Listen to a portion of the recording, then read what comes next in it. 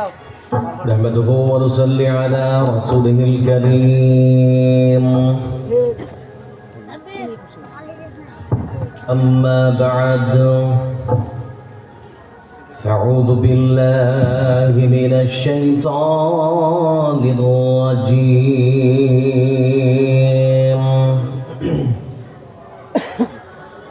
بسم الله الرحمن الرحيم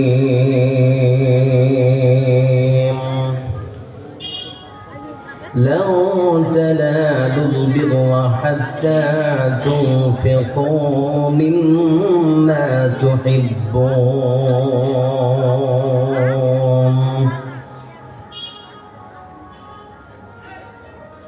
وقال النبي صلى الله عليه وسلم إن الله لا ينظر إلى صوركم وأموالكم ولكن ينظر إلى قلوبكم وأعمالكم লাশের সাথে পালকি চড়ার প্রস্তুতি নাও বান্দারে একটু ভাবো কেমনে রবে মাটির ঘরে আন্ধারে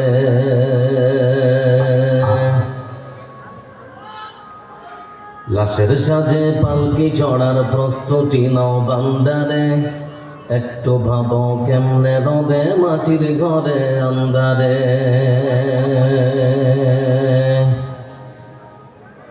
কে জানে কে বাঁচে কদিন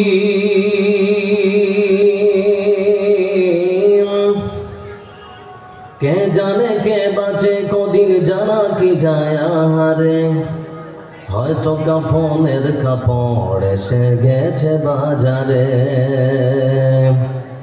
তোমার কাফনের কাপড় এসে গেছে বাজারে লাশের সাজে পালকি চড়ার প্রস্তুতি নাও বান্দারে একটু ভাবো কেমনে রবে মাটির ঘরে আন্ধারে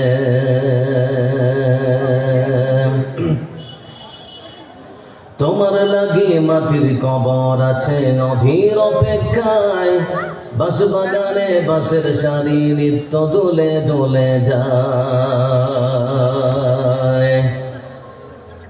তোমার লাগি মাটির কবর আছে অধীর অপেক্ষায় বাস বাগানে বাসের সারি নিত্য দোলে দোলে যায় হচ্ছে তৈরি হয়তো তোমার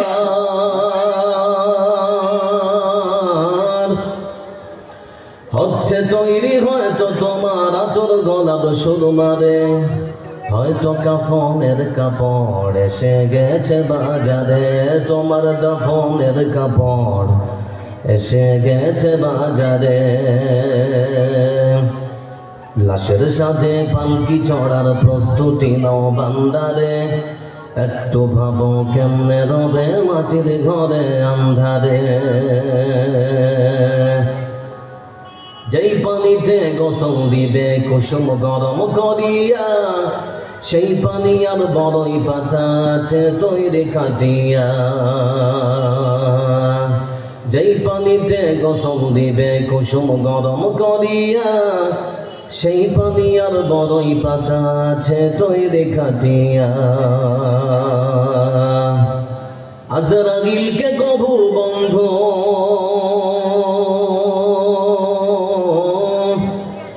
আজরাইলকে কবু বন্ধু ফাঁকি দেয়া যায় না রে হয়তো কাফনের কাপড় এসে গেছে বাজারে তোমার কাফনের কাপড় এসে গেছে বাজারে লাশের সাজে পালকি চড়ার প্রস্তুতি নাও বান্দারে একটু ভাবো কেমনে রবে মাটির ঘরে আন্ধারে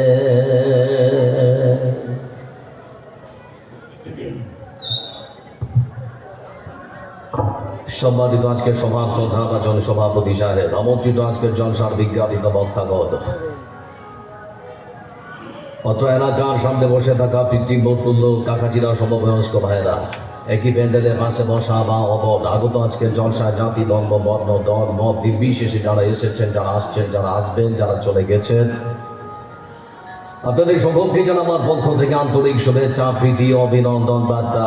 কেমন আছেন আপনারা? আপনারা কেমন আছেন?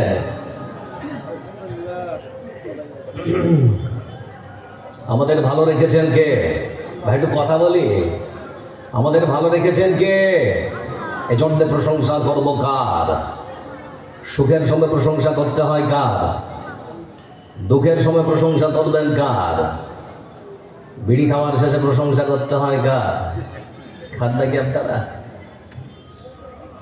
প্রশংসা সেই মহান আল্লাহ রাব্বুল আলামিনের জন্য, যার হাতে রয়েছে কচ্ছত্ব আধিপত্যের মালিকানা, যার আদেশে সূর্য পূর্ব দিকে ওঠে, পশ্চিম অস্ত যায়। যে মহান সত্য আল্লাহ রাব্বুল আলামিন বিশ্ব মানবতাকে সৃষ্টি করে ছেড়ে দেননি, বরং অসংখ্য অগণন নিয়ামত দিয়ে সারা পৃথিবীকে সুন্দর করে সাজিয়ে সৃষ্টিজীবের জীবন রক্ষা করেছেন যে মহান সত্তা আল্লাহ রাব্বুল আলামিন, সেই রবের প্রশংসা আদায় করব কৃপণতা না করে, সকলে উচ্চ স্বরে দিল খোলে মহাব্বতের সাথে আমরা একবার পড়ব আলহামদুলিল্লাহ। আপনাদের মাঝে পিছনের মানুষগুলোর মধ্যে কেউ কি বিজেপি পার্টি করেন নাকি আপনারা? আপনারা ক্রিকেট খেলা দেখেছেন, যার সত্যতা বা হাকিকাত হলো ব্যাট আর বলের কম্পিটিশন। কোনো ছেলে বল করবে আর কোনো ব্যাটসম্যান সজোরে ব্যাটে বলে আঘাত করে বলটাকে যদি বাউন্ডারির বাইরে 4 আর ছক্কা হাঁকায়, বাইরের দর্শক তখন সজোরে চিৎকার দেয় 4 আর ছক্কা বলে। বসে থাকা মানুষ যারা এখানে উপস্থিত, একজন দাঁড়িয়ে বলবেন সেই চিৎকারের নেকি হলে হতেও পারে নাকি? হবে?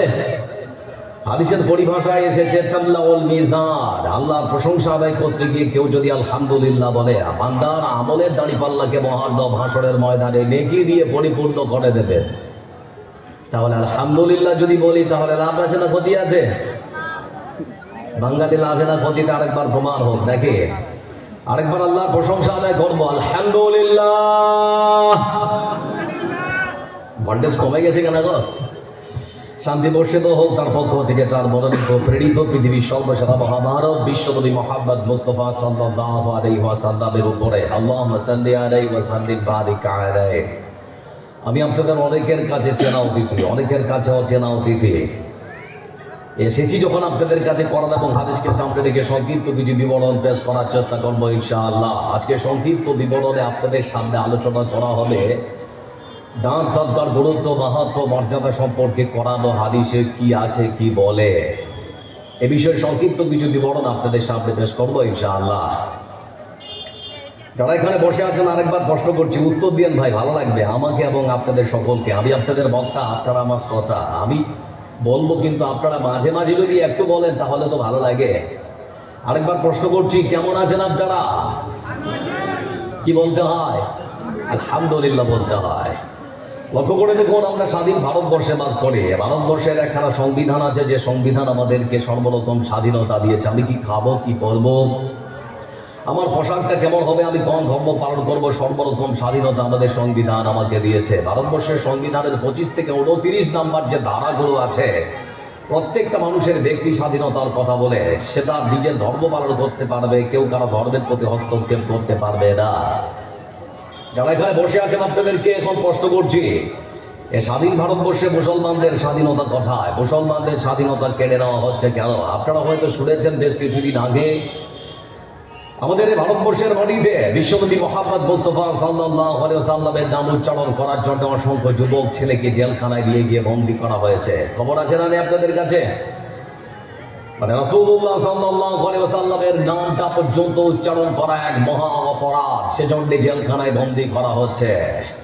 আমরা লক্ষ্য করে দেখলাম ভারতবর্ষের সব থেকে বড় রাজ্য উত্তরপ্রদেশের মাটিতে মসজিদ সার্ভের নাম করে সাম্ভাল জেলায় 5 জন তরতাজা মুসলমান যুবককে পরিকল্পনা করে খুন করেছে। কে করবে বিচার? যারাই রক্ষক তারাই আজকে ভক্ষক। সেজন্য ভারতবর্ষের সব থেকে বড় রাজ্য উত্তরপ্রদেশের মাটিতে, যেখানে বাবার রাজ চলে, সেই রাজ্যে বন্ধু আমার মসজিদের মধ্যে লাউড স্পিকারে আজান দেওয়ার কারণে সেখানকার এক সাম্ভাল জেলার এই মসজিদের মুয়াজ্জিনকে পাকড়াও করে জেলখানায় বন্দী করা হয়েছে। তাকে ছাড়া হলো, প্রয়োজনে 2 লক্ষ টাকা জরিমানা করা হলো। স্বাধীন ভারতবর্ষে মুসলমানদের স্বাধীনতা আজ কোথায়? কিছুদিন আগে আমরা দেখেছিলাম আরেকটা জিনিস, আমাদের ভারতবর্ষের মাটিতে যখন হিন্দু ভাইদের হোলি এসেছিল, হোলি খেলে না, হোলি ঠিক সেই সময় দেখেছিলাম বড় বড় অফিসার যারা, তারা পর্যন্ত তারা নিজের মন্তব্য পেশ করলে এই মতো করে, বছরে একবার হিন্দুরা হোলি খেলবে, মুসলমানদের নামাজ না পড়লেও চলে। চিন্তা করে দেখুন বন্ধু আমার, ঠিক সেই সময় মুসলমানদের মসজিদগুলোকে ত্রিপাল দিয়ে ঢেকে দেওয়া হয়েছিল।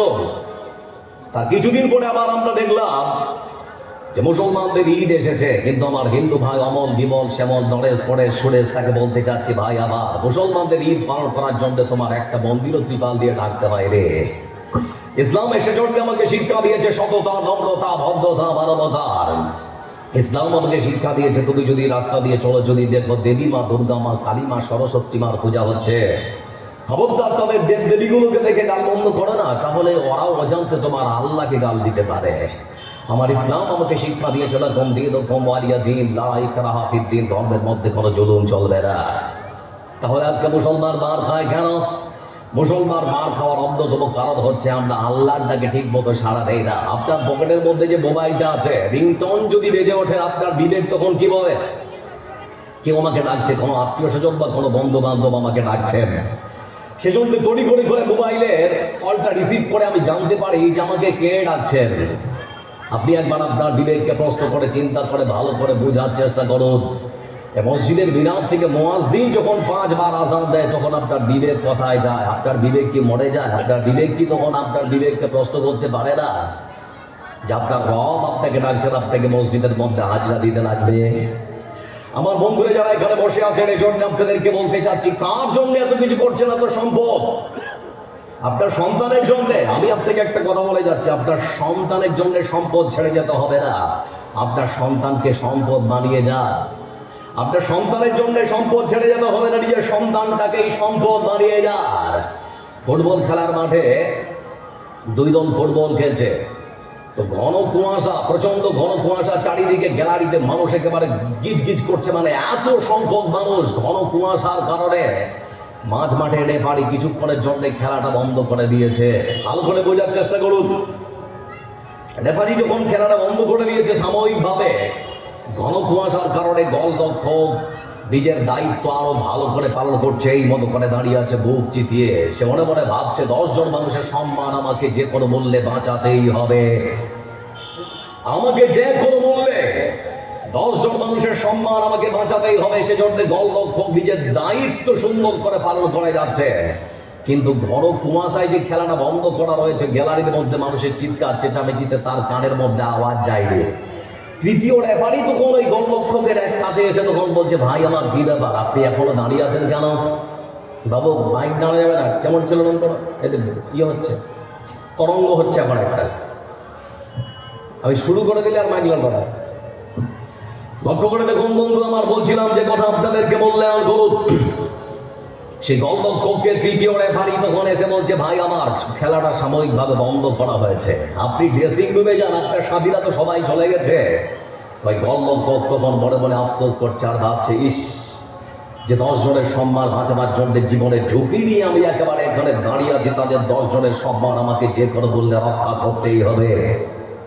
এই 10 জনের একজনও ছিল না যে আমাকে এসে বলতে পারতো যে ভাই খেলাটা সাময়িকভাবে বন্ধ করা হয়েছে, চলো আমরা ড্রেসিং রুমে গিয়ে আড্ডা করি। কেউ কি ছিল না? মানে মনটা তখন খুব খারাপ। আজকে পৃথিবীর বুকে যে সমস্ত মানুষের জন্য আপনারা দিন রাত হাড় ভাঙা পরিশ্রম করছেন, আপনি বিবেককে প্রশ্ন করে দেখুন তো, মরার পরে রাত থেকে স্মরণ করবে 2 দিন 4 দিন 10 দিন, তারপরে ঠিক ভুলে যাবে। এই জন্য বন্ধু আমার, আপনি আপনার বাড়িটাকে সুন্দর করে সাজিয়েছেন, কোথায় খাট, কোথায় আলমারি, কোথায় কোন বিছানার চাদরটা দিলে কেমন লাগবে, ঘরটা কোন রং করলে সুন্দর করে দেখতে ভালো লাগবে, আপনি সব কিছুই করেছেন। মার্বেল পাথর দিয়ে আপনার সকালবেলা শৌচালয়টাও সাজিয়েছেন, কিন্তু আপনার মনকে জিজ্ঞেস করে দেখুন, আপনার মরণের পর আর একটা জায়গা আছে যার নাম কবর। সেই কবরটাকে কি সুন্দর করে সাজানো হয়েছে? যদি না পারেন সাজাতে, তাহলে আজকের রাতটা আপনার জন্য। আজকে জনসম্পদ থেকে যে কোনো বললে আপনার এই ঘরটা, কবর নামক ঘরটা সাজাতে হবে। প্রস্তুত ইনশাআল্লাহ? এখন বলি প্রস্তুত তো ইনশাআল্লাহ? এ বাবু মাইক দেন ভাই, একটু আসতে হবে, মাইকটা তরঙ্গ হচ্ছে, আগের মতো করে দাও। আল্লাহ রাব্বুল আলামিন তিনি বলেন, مثل الذين ينفقون أموالهم في سبيل الله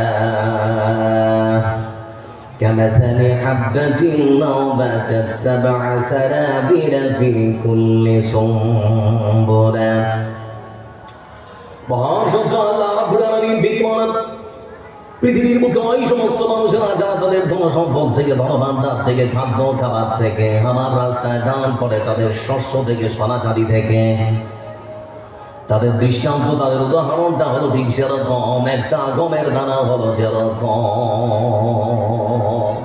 আপনারা কৃষি কাজ করেন তো নাকি, হেনা বলে তো গমের দানার বলবো, একটা শস্য দানার উদাহরণ দেওয়া হচ্ছে। আমার বন্ধুরা, ওই একখানা গমের দানা উর্বর কোন জমিরে কোন কৃষক যখন বপন করে দেয়, তখন ওই একখানা গমের দানা থেকে 7টা গাছ তৈরি হয়। প্রত্যেকটা গাছে 100 করে দানা আল্লাহ রাব্বুল আলামিন যদি দিয়ে থাকেন, তাহলে পরে 7টা গাছে কত কত, একটা গাছে 100, 7টা গাছে কত, 700। মহান সত্য আল্লাহ রাব্বুল আলামিন তিনি বলেন, বান্দারে আমি আল্লাহ রাব্বুল আলামিন যদি চাই, তাহলে পরে আমি আমার বান্দাকে এর থেকে অনেকটা বেশি দিতে পারি। আল্লাহ বলছেন আমার বান্দারে কোনো কিছুর কম নেই। যারা জালসা শুনতে এসেছেন আজকে বন্ধু, মনে করতে পারে আমি তো সেরকম কোনো বড় সম্পদশালী নই, বিত্তশালী মানুষ নই, আমার অনেকটা অভাবের সংসার, আমি আল্লাহর রাস্তায় 1 টাকা দান করব। আল্লাহ রাব্বুল আলামিন যদি আপনার দানটাকে কবুল করে নেন, তাহলে পরে আপনার 1 টাকাকে বাড়িয়ে 7 টাকা, আবার 7 টাকাকে বাড়িয়ে আল্লাহ রাব্বুল আলামিন 700 টাকার নেকি দিতে পারেন। পারেন না, পারেন না? আল্লাহর কিছু কমে যাবে? হেনা বলেন একটু কমে যাবে? কিচ্ছু কমবে না। লক্ষ্য করে দেখুন বন্ধুরা আমার,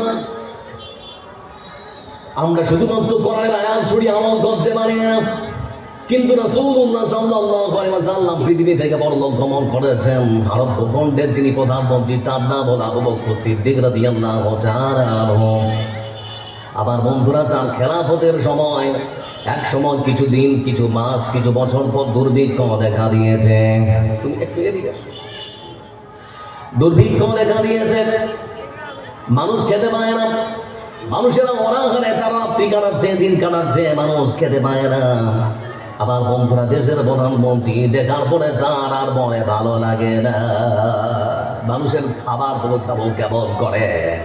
সকালবেলা তিনি যখন উঠলেন, সকালবেলা ঘুম থেকে ওঠার পর তিনি দেখতে পাচ্ছেন মদিনার প্রধান যে রাস্তা, সেই রাস্তা দিয়ে অনেকগুলো উট সারিবদ্ধ হয়ে ঢুকছে, আর প্রত্যেকটা উটের পিঠে গমের বস্তা চাপানো আছে। 2-4টা মাস্তা করে গমের বস্তা উটের পিঠে চাপানো আছে। আমার বন্ধুরা, আবু বকর সিদ্দিক রাদিয়াল্লাহু তাআলা তিনি মনে মনে ভাবছেন, না চিন্তা আর এই মনে হয় যে দুর্ভিক্ষ দেখা দিয়েছে, সেই দুর্ভিক্ষ আর থাকবে না। কিন্তু সুযোগ সন্ধানী কিছু মানুষ ছিল যারা ব্যবসায়িক, ওই সমস্ত মদিনার বাড়িতে বন্ধু আমার, সেই সমস্ত ব্যবসায়িকরা তারা খবর দিতে আরম্ভ করলো, বিশাল বড় যে গমের চালানটা, এতগুলো বস্তা গমের গম কার, গমের চালানটা কার।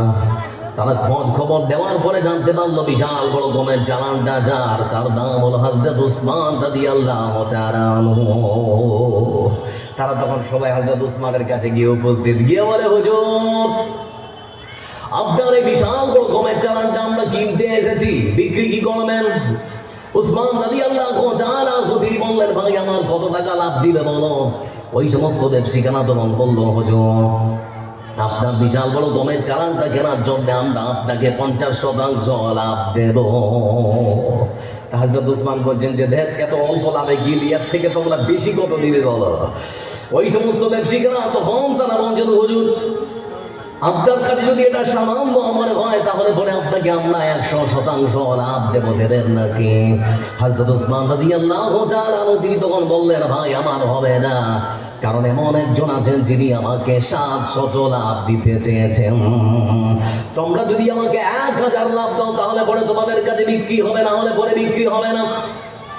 হযরত উসমান রাদিয়াল্লাহু তাআলা কথা শুনে ব্যবসায়ীরা তখন বলতে শুরু করেছে, হুজুর, এই আরব ভূখণ্ডে এমন কোন ব্যবসায়ী আছে আপনাকে 1 টাকায় 7 টাকা, আবার 7 টাকায় 700 টাকা লাভ দিতে পারে? এত লাভ দিয়ে আপনার এই বিশাল বড় গমের চালান কিনতে পারবো না, আমাদের ক্ষমতা নেই। তবে আমরা আপনার কাছে শুনবো কি আপনার কাছে এত টাকা লাভ দিয়ে কিনতে চেয়েছে। উসমান রাদিয়াল্লাহু তাআলা তিনি তখন বলছেন, ও ভাই আমার, আমার বিশাল বড় যে দমের চালানটা, তিনি আমাকে 1 টাকায় 7 টাকা, 7 টাকায় 700 টাকা দিতে চেয়েছেন। তিনি আর কেউ নন, আকাশ আর জমিনের স্রষ্টা, মহান সত্তা আল্লাহ রাব্বুল আলামিন। আমি আমার আল্লাহর কাছে আমার বিশাল বড় গমের চালানটা বিক্রি করে দিয়েছি। এই জন্য আল্লাহ রাব্বুল আলামিন পবিত্র কোরআন কারীমের আরেক আয়াতে সুন্দর ফরমান, لو تنالوا البر حتى تنفقوا مما تحبون وما تنفقوا من شيء فإن الله به عليم।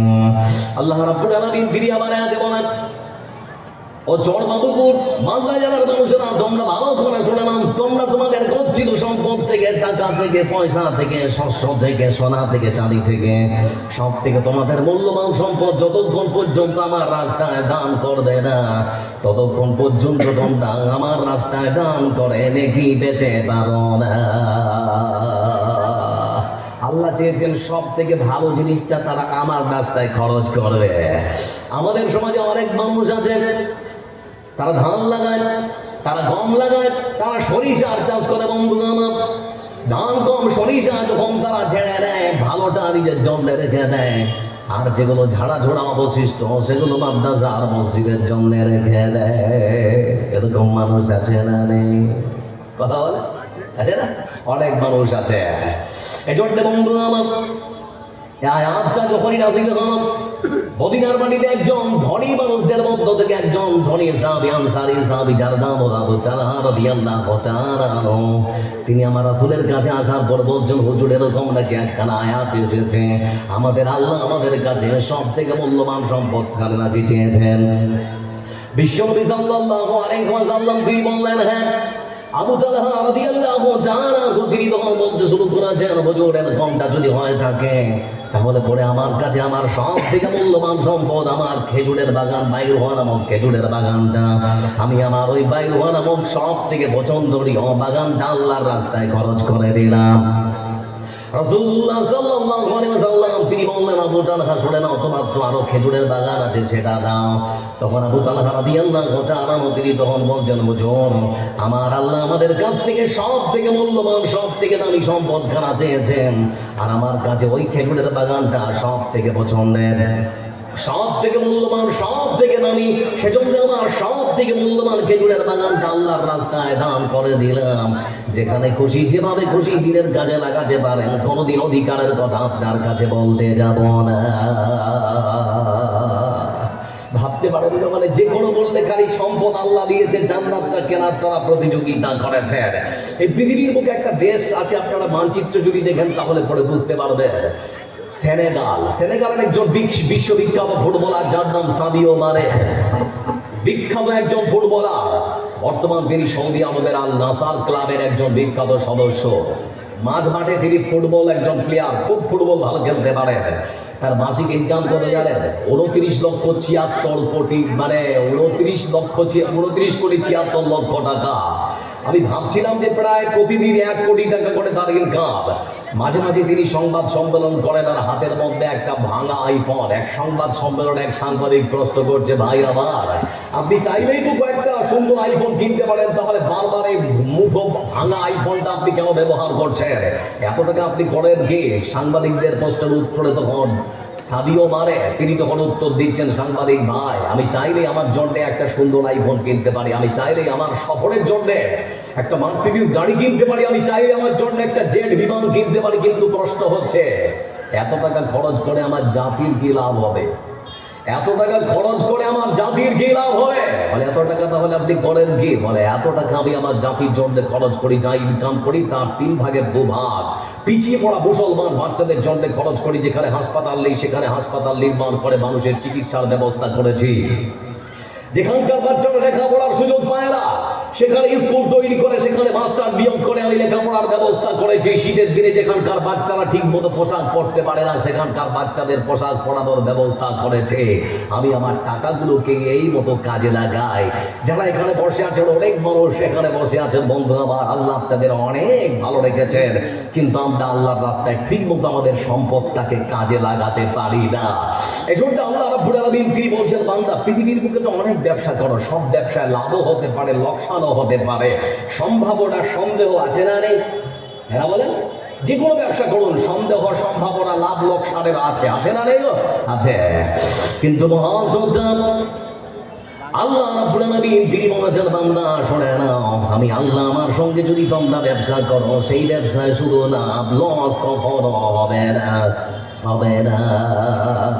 শুধু লাভ আর লাভ, লাভ আর লাভ। আল্লাহ বলছেন সুন্দর করে পবিত্র কোরআনে কারীমের ভাষায় আল্লাহ রাব্বুল আলামিন তিনি বলেন, ইন্নাল্লাহা আশতারা মিনাল মুমিনিনা আনফুসাহুম ওয়া আমওয়ালাহুম বিআন্না লাহুমুল জান্নাহ।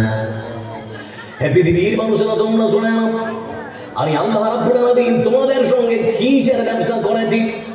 আল্লাহ রাব্বুল আলামিন তিনি বলেন, বান্দারে নিশ্চয় আমি মহান সত্তা আল্লাহ রাব্বুল আলামিন আমি আমার বান্দার সব থেকে মূল্যবান দুটো জিনিসকে কিনে নিয়েছি।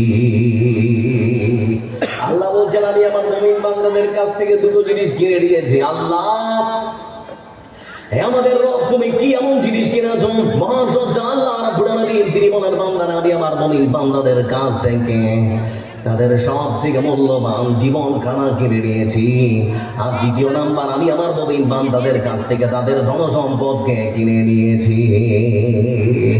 এই পৃথিবীর বুকে আমার কোন মুমিন বান্দা, আমার কোন মুমিন বান্দা তার মূল্যবান জীবন দিয়ে যদি পৃথিবীর বুকে আমার দেশকে সাহায্য করতে পারেন, তার টাকা পয়সা দিয়ে যদি আজকে রাত্রে যে জালসা হচ্ছে মাদ্রাসায় সহযোগিতা করে ছোট্ট ছোট্ট তিন বাচ্চার মুখে যদি হাসি ফোটাতে পারে, তাদের লেখাপড়ার ব্যবস্থা যদি করে দিতে পারে, আল্লাহ রাব্বুল আলামিন তিনি বলেছেন, বান্দা বিনিময় যে জিনিস দিয়ে তোমাদের সঙ্গে ব্যবসা করা হবে সেটা আর অন্য কোনো জিনিস নয়, বরং আমি আল্লাহ রাব্বুল আলামিন আমার পক্ষ থেকে তোমাদের জান্নাত খানা দিয়ে দিব।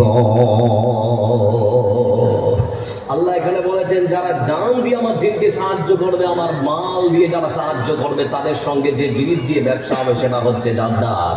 আচ্ছা, যারা বসে আছেন জান্নাতে যাবো না এরকম কেউ আছেন তো? আমরা সবাই জান্নাতে যেতে চাই, চাই না? চাই না? হ্যাঁ না বলেন? সবাই আমরা জান্নাতে যেতে চাই। তাহলে আল্লাহ আপনাকে ধন দিয়েছে, যে কোনো মূল্যে আপনার ধন মাল ঠিক মতো ঠিক জায়গায় ব্যবহার করে আল্লাহ জান্নাত খানা কিনে নেওয়ার চেষ্টা করুন। বলছিলাম বন্ধু আমার, আমাদের মানে বাংলায় একটা প্রবাদ বাক্য আছে, যে যা ধায় সে তা পায়। একটা প্রবাদ বাক্য আছে না, যে যা ধায় সে তা পায়।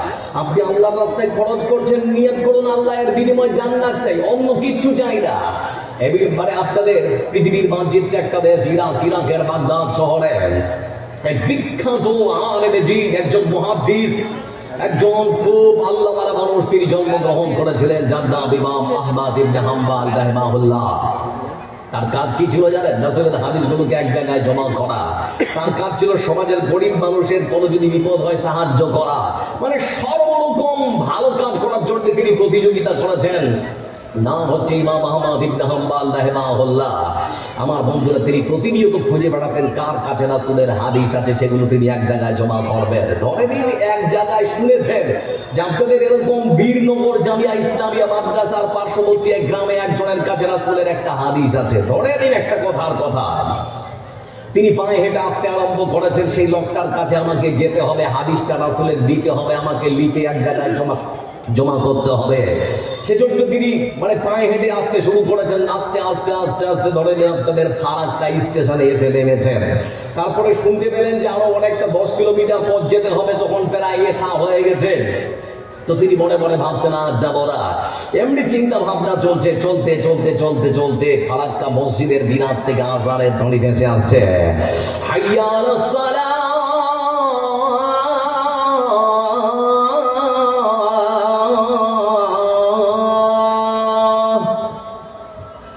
সুমধুর কণ্ঠে তিনি যখন আযানটা আসলে দিয়েছেন বন্ধু আমার, তিনি মনে মনে ভাবলেন, এখন আর আমি যাব না। আযান শোনার পর মসজিদের মধ্যে তিনি প্রবেশ করলেন, অজু করলেন, অজু করার পর নামাজে দাঁড়ালেন। নামাজে দাঁড়ানোর কিছুক্ষণের মধ্যে যখন নামাজ শেষ হল, সবাই নামাজ শেষ করে যে যার মতো করে বাড়িতে চলে যায়। কিন্তু এখনো মসজিদের মধ্যে বসে আছে ইমাম আহমদ ইবনে হাম্বল রাহিমাহুল্লাহ। তিনি এখন বসে আছেন, তার ইচ্ছা আজকের রাতটা মসজিদেই থাকবো। এমনি সময় বন্ধু আমার মসজিদের যে খাদেম, সেই মসজিদের খাদেম তখন এসে বলে, ভাই আমার, আপনাকে তো চিনতে পারি না, কে কে আপনি, আপনার পরিচয় কি? তিনি তখন বলছেন, আমি অনেকটা দূর থেকে এসেছি, আমার পরিচয় আপনি আমাকে চিনতে পারবেন না। বলে আপনার ইচ্ছা? বলে আমার ইচ্ছা হলো, আমার এখানে কোনো আত্মীয় স্বজন নেই, আজকে রাতটা আমি এই মসজিদের মধ্যে কাটাবো, সেজন্য মসজিদে আমি বসে আছি। ফলে কমিটির পক্ষ থেকে কড়া সিদ্ধান্ত নেওয়া হয়েছে, আগন্তুক কোনো অপরিচিত মানুষকে মসজিদের মধ্যে রাত্রে থাকতে দেওয়া যাবে না। বেরিয়ে যান তাড়াতাড়ি করে। আমার বন্ধুরা, তিনি যখন শুনলেন এই মসজিদে থাকতে দেওয়া হয় না, সেজন্য তিনি মসজিদ থেকে, দরজা থেকে আবার ধীরে স্থির ভাবে বের হচ্ছেন। আর মসজিদের দরজার সামনে বন্ধু আমার যে গেট, গেটের পাশে এক ব্যক্তি রুটি বিক্রি করেন, রুটিওয়ালা সব কথাগুলো তিনি শুনছেন। মানে দুজনের কথোপকথন শুনছেন ভালো মতো করে। একই সময় সেই রুটি বিক্রেতা যখন শুনতে পারেন আগন্তুক অপরিচিত মানুষটার বাড়ি অনেকটা দূরে, একে থাকতে দেওয়া হবে না মসজিদের মধ্যে, কাছে গিয়ে তিনি তখন বললেন, হুজুর আপনার যদি কোনো অসুবিধা না হয় আমার বাড়িতে যেতে পারেন, আমার স্ত্রী আমার পুত্ররা চলে গেছে তার বাবার বাড়ি, নানার বাড়ি, আমার বাড়িতে যদি আপনি রাত কাটাতে চান আমার কোনো অসুবিধা হবে না। তো ইমাম আহমদ ইবনে হাম্বল তিনি বড় বড় ভাবছেন, ঠিক আছে তাহলে যাওয়াই যাক তার বাড়ি। চলে গেলেন তার বাড়ি। রাত্রিবেলা খাবার দাবার শেষ করার পর ইমাম আহমদ ইবনে হাম্বল রাহিমাহুল্লাহকে এরকম একটা সুন্দর করে বিছানা বিছিয়ে দেওয়া হয়েছে, সে বিছানার মধ্যে তিনি শুয়ে পড়েছেন। কিন্তু রুটি বিক্রেতা পরের দিন আবার রুটি বিক্রি করার জন্য একটা গামলার মধ্যে শুকনো আটা সেখানে ফেলে দিয়ে পানি ঢেলে আটাগুলো সুন্দর করে এই মতো করে হাত দিয়ে আঙুল দিয়ে সুন্দর করে মাখছেন, আর মুখ দিয়ে কি যেন বিড় বিড় বিড় বিড় করে বলছেন। মানে মুখ দিয়ে কি যেন বিড় বিড় বিড় বিড় করে বলছেন। ইমাম আহমদ ইবনে হাম্বল তিনি দেখছেন কিন্তু বুঝতে পারছেন না। বিছানা ছেড়ে উঠে আসলেন ইমাম আহমদ ইবনে হাম্বল রাহিমাহুল্লাহ। আসার পরে তিনি আবার বলছেন, ভাই আমার, আপনার বাড়িতে এসে আপনার অসুবিধা করে দিলাম নাকি, আপনাকে আমি কষ্ট দিলাম নাকি বুঝতে পারলাম না। আপনি আমাকে নিজেই ডেকে আনলেন, খাবার খাওয়ালেন, বিছানায় ঘুমোতে দিলেন, কিন্তু আপনি আপনার মুখ দিয়ে কি যেন বলছেন বুঝতে পারা যায় না। ইমাম আহমদ ইবনে হাম্বল রাহিমাহুল্লাহর কথা শুনে ওই রুটি বিক্রেতা তখন বলছেন, হুজুর বেয়াদবি নেবেন না, আমি আপনাকে গাল বন্ধ করি না, তাহলে পরে কি বলছেন ভাই আমার? রুটি বিক্রেতা লোকটা তখন বলছে, ইমাম আহমদ ইবনে হাম্বল রাহিমাহুল্লাহকে, হুজুর আমি সময় নষ্ট করবো না বলে রুটিটা মাখছি, আর আমি আমার মুখ থেকে আল্লাহর প্রশংসা আর পবিত্রতা বর্ণনা করছি। আমি পড়ছি সুবহানাল্লাহ, আলহামদুলিল্লাহ, লা ইলাহা ইল্লাল্লাহ, আল্লাহু আকবার। ইমাম আহমদ ইবনে হাম্বল তিনি শোনার পরে খুশি হলেন। তারপরে ওই রুটি বিক্রেতাকে তিনি তখন বলছেন, ভাই আমার, এত জিকির আজকার করে আপনার জীবনে কোনো লাভ হয়েছে নাকি? রুটি বিক্রেতা তখন বলতে শুরু করেছে, হুজুর এই জিকির আজকারের পাওয়ার এতটা বেশি, আমি আমার আল্লাহর কাছে যখন যেটা চাই আমার আল্লাহ সেটাই আমাকে দিয়ে দেন। তবে আমার জীবনে সর্বশেষ একখানা আমার চাওয়া আছে, সর্বশেষ একখানা ইচ্ছা হলো, আমি আমার জীবনে এমন একজন মানুষকে দেখতে চাই, মরণের আগে আল্লাহকে ডেকে বলে, রব্বুল আলামিন আমার জীবনে এমন একখানা মানুষ আছে, মরার আগ পর্যন্ত তার জন্য একটা বার হলেও যেন সাক্ষাৎ হয়। বলে সে কে? বলে আমি নাম শুনেছি ইরাকের বাগদাদ শহরে একজন মুহাদ্দিস, একজন আলেম দ্বীন, যার নাম নাকি বলে ইমাম আহমদ ইবনে হাম্বল রাহিমাহুল্লাহ। তিনি নাকি বিখ্যাত মুহাদ্দিস, একজন আলেম দ্বীন, একজন আল্লাহওয়ালা মানুষ। তার নামটা খুব শুনেছি কিন্তু চোখে কোনোদিন দেখিনি। সেজন্য আমার মনে বড় আশা, আল্লাহকে বলে রব্বুল আলামিন মরণের আগ পর্যন্ত তার সঙ্গে একটা বার যেন আমার সাক্ষাৎ হয়ে যায়। ইমাম আহমদ ইবনে হাম্বল রাহিমাহুল্লাহ তিনি তখন বললেন, ভাই আমার, আল্লাহ রাব্বুল আলামিন আপনার জীবনের শেষ আশাটাও পূরণ করে দিয়েছেন। বলে আপনি বুঝলেন কেমন করে? বলে ভাই আমার, আপনি যে মানুষটার সঙ্গে সাক্ষাৎ করার জন্য মনের শেষ আশাটা আল্লাহর কাছে করেছেন, আল্লাহ রাব্বুল আলামিন আপনার শেষ চাওয়াটাও পূরণ করে দিয়েছেন এইভাবে এসে জন্মে সেই মানুষ থেকে দেখার জন্য আপনার গ্রাম, আপনার এলাকা, আপনার দেশ ত্যাগ করে ওই দেশে ওই গ্রামে তার এলাকায় যাওয়ার প্রয়োজন পড়েনি। বরং ইমাম আহমদ ইবনে হাম্বল রাহিমাহুল্লাহকে তার বাড়ি থেকে, তার গ্রাম থেকে, তার এলাকা থেকে, তার দেশ থেকে উঠিয়ে নিয়ে এসে তোমার বাড়িতে হাজির করে দিয়েছে। আমি তোমার সামনে যে দাঁড়িয়ে আছি আমি হলাম ইমাম আহমদ ইবনে হাম্বল রাহিমাহুল্লাহ। ভাবতে পারছেন? আপনি দান করবেন আর ভাববেন যে আল্লাহ বিনিময় কিছু চাই না, শুধুমাত্র তোমার জান্নাত খানা চাই। লক্ষ্য করে দেখুন বন্ধু আমার, এজন্য মহান সত্য আল্লাহ রাব্বুল আলামিন তিনি বলেছেন বিন্দুগর গ্রামের মানুষ, তুমি যদি তোমার জীবনটা দিয়ে আমার দিনকে সাহায্য করতে পারো, আজকে যারা বসে আছেন জীবন দিয়ে আপনাদেরকে সাহায্য সহযোগিতা করতে হবে না বন্ধু আমার। আল্লাহ যে সম্পদ খানা দিয়েছেন সেই সম্পদ দিয়ে আজকের মাদ্রাসাকে সহযোগিতা করতে হবে। ওহুদের যুদ্ধ শেষ হয়েছে সবে মাত্র, আর ঠিক একজন একেবারে নবদম্পতি মানে একজন মহিলা সুন্দর করে ঘন্টা টন্টা দিয়ে ওহুদের প্রান্তরে হাজির। রাসূলুল্লাহ সাল্লাল্লাহু আলাইহি ওয়াসাল্লামের কাছে উপস্থিত গিয়ে রাসূল সাল্লাল্লাহু আলাইহি ওয়াসাল্লামকে তিনি জিজ্ঞেস করছেন, হুজুর আপনার কাছে আসলাম, আমি আপনার কাছে জানতে চাচ্ছি আমার স্বামী বেঁচে আছেন না তিনি শাহাদাত বরণ করেছেন। মহিলা এসে জিজ্ঞেস করছে, আল্লাহ রাসূল আমার স্বামী কি বেঁচে আছে না তিনি শহীদ হয়েছে?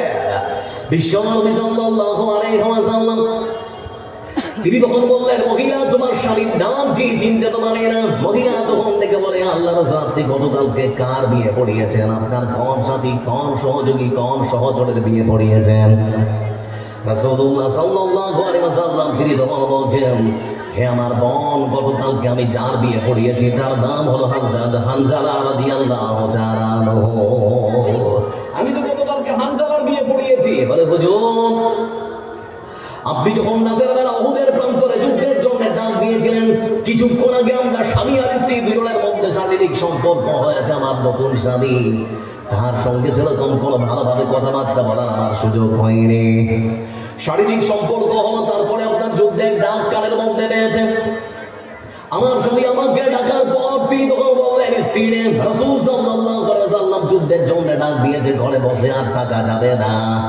যদি ফিরে আসে যুদ্ধের মাঠ থেকে তাহলে পরে তোমার সঙ্গে দেখা হবে দুনিয়াতে, আর যদি শহীদ হয়ে যাই তোমার সঙ্গে দেখা হবে আল্লাহর জান্নাতে। এই বলে তিনি চলে আসলেন।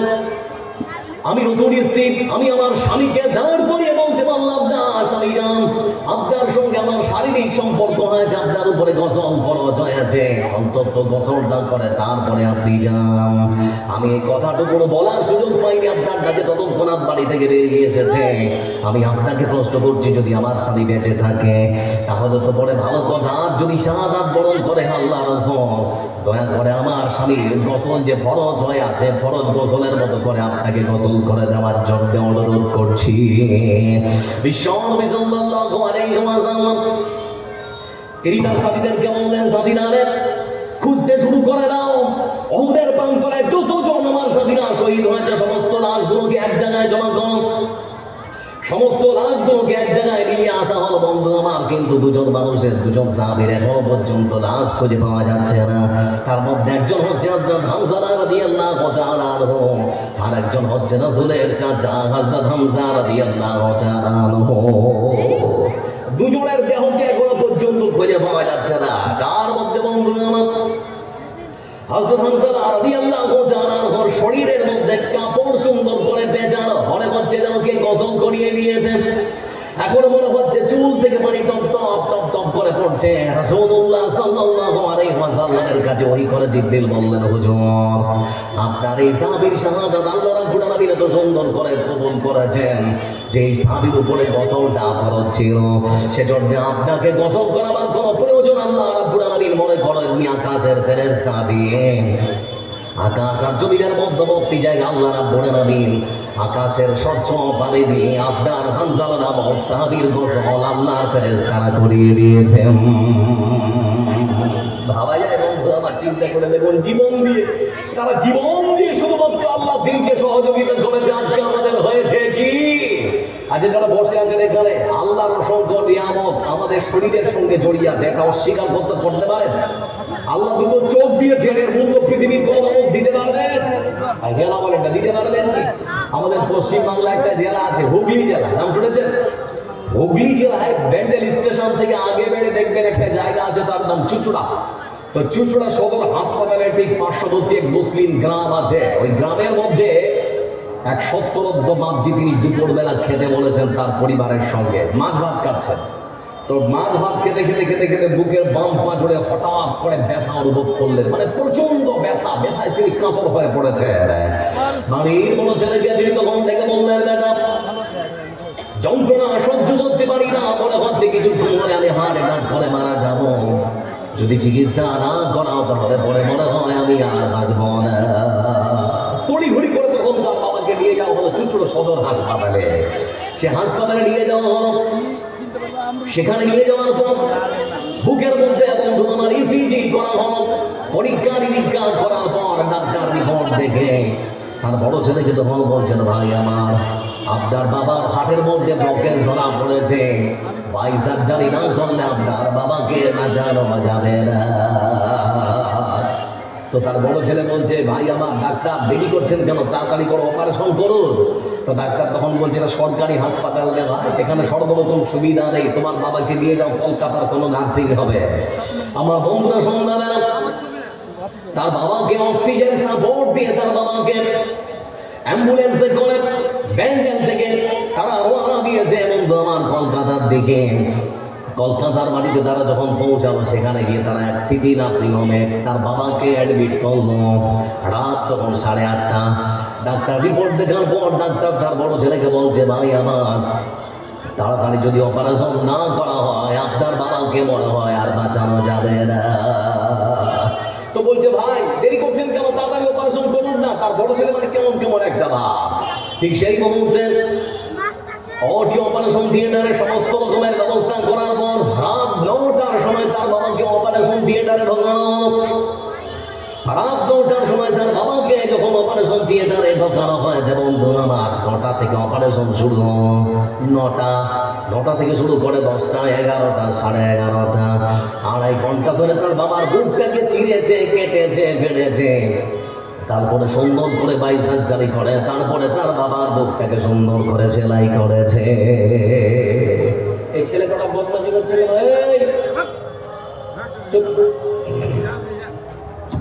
সুন্দর করে তার বাবার বুক থেকে কাটার পরে সেলাই করলো বন্ধু আমার, বাই সার্জারি হয়। 4 দিন পরে তার বাবাকে সেখানে এলাকার ডাকা হলো সুস্থ ভালো করে করার জন্য। 4 দিন পর তার বাবাকে যখন ছুটি দেওয়া হচ্ছে, হুইল চেয়ারে তার বয়স্ক 70 বছরের বাবাটা হুইল চেয়ারে সুন্দর করে বসে আছে। তার পাশে তার বড় ছেলেটা দাঁড়িয়ে আছে, হাতে একটা কাগজ। তোর বাবাকে বলছে, হ্যাঁ রে বেটা, ওটা তোর হাতে কি? তোর বাপ তখন বলছে, আব্বা এটা আপনার ওই অপারেশনের বিল, আপনার যেটা অপারেশন হয়েছে বুকের বাই সার্জারি, ওটার বিল হচ্ছে এটা। বলে, দেখি বেটা কত টাকা বিল করছে, দেখি একটু আমি দেখি। তখন ওর বাবার হাতে ধরিয়ে দিয়েছে। তো উপর থেকে নিচ পর্যন্ত তার বাবা তখন দেখছে, দেখতে উপর থেকে নিচ পর্যন্ত যখন অঙ্কটা দেখতে পেয়েছে বন্ধু আমার, বিলের যে টাকা, সেই টাকার মোট টাকার পরিমাণ অপারেশনের যেটা, সেটা হলো 8 লক্ষ টাকা। কত টাকা? 8 লক্ষ টাকা। এই টাকার পরিমাণ দেখে 70 বছরের সেই বৃদ্ধ মানুষটা তখন ঝরঝর করে কাঁদছে। পাশে দাঁড়িয়ে থাকা এক ডাক্তার তখন ডেকে বলে, বাপজান কাঁদছেন কেন, কান্না করার কারণটা কি? আপনি যদি মনে করেন আপনার বিলটা অনেক বেশি হয়ে গেছে, আমরা ডাক্তাররা একটু আলোচনা করবো, যদি সম্ভব হয় তাহলে পরে বিলের পরিমাণটা কিছুটা কমাবো। কাঁদতে হবে না, কাঁদবেন না। সেই বৃদ্ধ বাপজি তখন বলে, ও বেটা ডাক্তার, তুমি যদি মনে করো এই অঙ্কের পরিমাণ দেখে আমার চোখ থেকে জল ঝরছে, তাহলে তুমি ভুল ভেবেছ। বলে, বাপজি তাহলে পরে আপনার কান্না করার আসল কারণটা কি?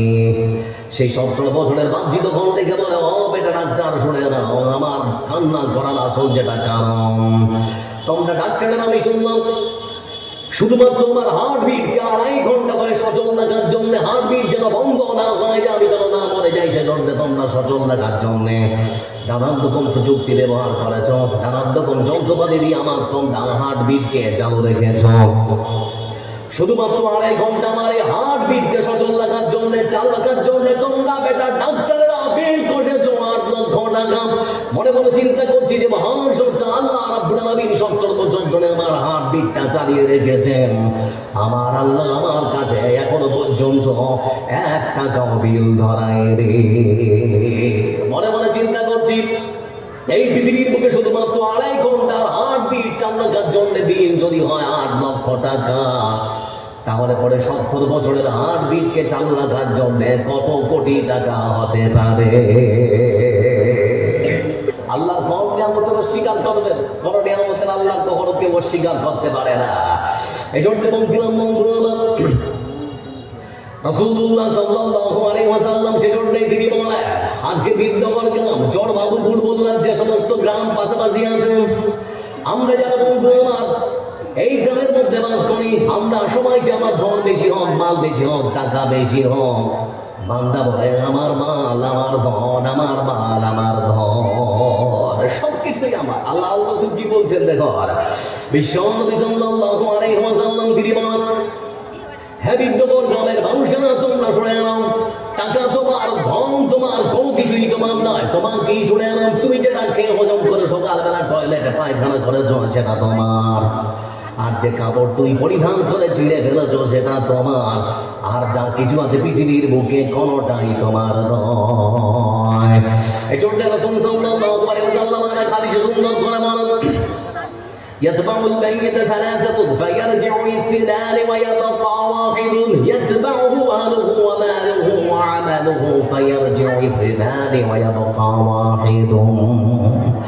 এই পৃথিবী ছাড়িয়া কোথায় যাবে ভাগিয়া, এই পৃথিবী ছাড়িয়া কোথায় যাবে ভাগিয়া, মরণ তোমায় লইবে ঘিরি যতই করো বাহানা, মরণ তোমায় লইবে ঘিরে যতই করো বাহানা, চিন্তা করে দেখো না কবরে কি যাইবা না, যেই কবরে আল্লাহ ছাড়া সঙ্গী কেউ থাকবে না, চিন্তা করে দেখো না কবরে কি যাইবা না। দিলে ভরা অহংকার, দিলে ভরা অহংকার, দুনিয়ার সব সবাই পর, কেমনে থাকিবে সেথায় শুধুই মাটির বিছানা, চিন্তা করে দেখো না কবরে কি যাইবা না, যেই কবরে আল্লাহ ছাড়া সঙ্গী কেউ থাকবে না, চিন্তা করে দেখো না কবরে কি যাইবা না। যারা এখানে বসে আছেন একটা কথা ভালো করে ভাবেন তো, আমি আব্দুল জব্বার যেদিন মারা গেলাম, ধরে নেন আমি এখনো পর্যন্ত বেঁচে আছি, আমি হঠাৎ করে মরে গেলাম, তো লক্ষ্য করে দেখুন একটা মানুষ মরার সঙ্গে সঙ্গে 3টে জিনিস শেষ। আপনারা একবার বলেন কটা জিনিস শেষ, একবার বলেন মুখ খুলেন, কটা জিনিস শেষ? 3টা জিনিস শেষ। আমার বন্ধুরা, নাম শেষ, পরিচয় শেষ, মালিকানা শেষ। নাম শেষ, পরিচয় শেষ, মালিকানা শেষ। বলে মৌলভী সাহেব এটা কেমন করে জি? লক্ষ্য করে দেখুন, আমি আব্দুল জব্বার যদি মারা যাব, আপনাদের বিনগর বলুন, চর বাবুপুর বলুন, কাদের কোনো মানুষ যদি আমার মুখটাকে একবার কেউ দেখার জন্য আমার বাড়ি পর্যন্ত যায়, সেদিন কেউ কি বলবে আব্দুল জব্বার কোথায়, আব্দুল গফফার কোথায়, আব্দুল সত্তার কোথায়? কেউ কি নাম বলবে? কেউ নাম বলবে না, কেউ পরিচয় জানতে চাইবে না। সবারই মুখে তখন একটাই কথা হবে, লাশটা কোথায়, লাশটা কোথায়? মানে মরার সঙ্গে সঙ্গে নাম শেষ, মরার সঙ্গে সঙ্গে পরিচয় শেষ, মালিকানাও শেষ। কিসের মালিকানা শেষ? বাড়ির মালিকানা শেষ, গাড়ির মালিকানা শেষ, সম্পদের মালিকানা শেষ, যে অট্টালিকা তৈরি করেছেন সেই অট্টালিকার মালিকানা শেষ, যে পাহাড় পরিমাণ সম্পদ অর্জন করেছেন, সেই পাহাড় পরিমাণ সম্পদ যা কিছু আছে বন্ধু আবার সব কিছুই শেষ, কোনটাই আপনার সঙ্গে কবর পর্যন্ত যাবে না। আল্লাহ রাব্বুল আলামিন তিনি সুন্দর করে বলছেন, সেই মানুষটাকে সুন্দর করে গোসল দিয়ে যখন কবর পর্যন্ত নিয়ে যাওয়া হয়, 3টা জিনিস সাথে যায়। তার আগে চলে গেছে ওই কোদাল, ঝুড়ি আর মসজিদের যে খাট, ওই খাটটা, আর যারা আপনাকে মাটি দিতে এসেছে তারা। আর 3য় নাম্বার যেটা যায় সেটা হচ্ছে পৃথিবীর বুকে যা আপনি করেছেন সেটা। আপনাকে সাথে কবরে রেখে দিবে, তার সঙ্গে সঙ্গে মাটি দিয়ে যখন মানুষেরা ফিরবে, দুটো জিনিস বাড়িতে চলে আসে। একটা জিনিস কবরে আপনার সাথী হয়ে থাকে, দুটো জিনিস, যেটা সেটা হচ্ছে কোদাল, ঝুড়ি, আর ওই মসজিদে যে খাটে করে আপনাকে নিয়ে যাওয়া হয়েছিল সেই খাট পর্যন্ত মসজিদে চলে আসবে। আপনার বন্ধু বান্ধব, আপনার বাবা, সন্তান মারা গেলে বাবা থাকবে না, বাবা মারা গেলে সন্তান পাহারা দেবে না, তারাও বাড়ি পর্যন্ত চলে আসবে। কবরে শুধুমাত্র থাকবে আপনার আমল, আমল ছাড়া অন্য কোনো জিনিস থাকবে না। এই জন্য একটা কথা বলি, ভালো করে বললাম কোন কথাটা, অন্যের কাঁধে চড়ে কবর পর্যন্ত যাওয়ার পূর্ব মুহূর্তে নিজের পায়ে হেঁটে মসজিদ আবাদ করুন। অন্যের কাঁধে চড়ে কবর পর্যন্ত যাওয়ার পূর্ব মুহূর্তে নিজের পায়ে হেঁটে মসজিদ আবাদ করুন। আপনি বিশ্বাস করুন, আপনি মসজিদে নিজের পায়ে হেঁটে আসুন আর না আসুন, আপনি যদি মৃত্যুবরণ করবেন, আপনার মসজিদের খাট আপনার বাড়িতে যেতে একটুকুও ভুল করবে না। ভুল করবে মনে হচ্ছে আপনাদের? একটুকু ভুল করবে না। যে বাড়িতে মাইয়াত হয়েছে সেই বাড়িতেই যাবে, তার ঠিকানা কখনো ভুল হবে না। এজন্য কথাগুলোকে মূল্যায়ন করুন, ভালো করে চিন্তা ভাবনা করুন। আল্লাহ আপনাকে ধন দিয়েছেন, ধনগুলোকে ভালো কাজে ব্যবহার করার চেষ্টা করুন। বিশ্বনবী সাল্লাল্লাহু আলাইহি ওয়াসাল্লামের যুগে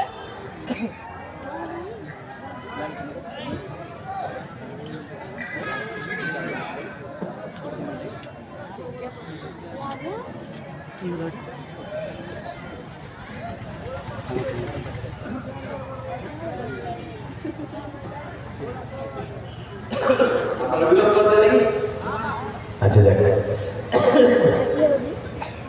তো বলছিলাম বন্ধু আমার, যে কথা রাসূল সাল্লাল্লাহু আলাইহি ওয়াসাল্লামের জীবন দশায় এতিম বাচ্চা।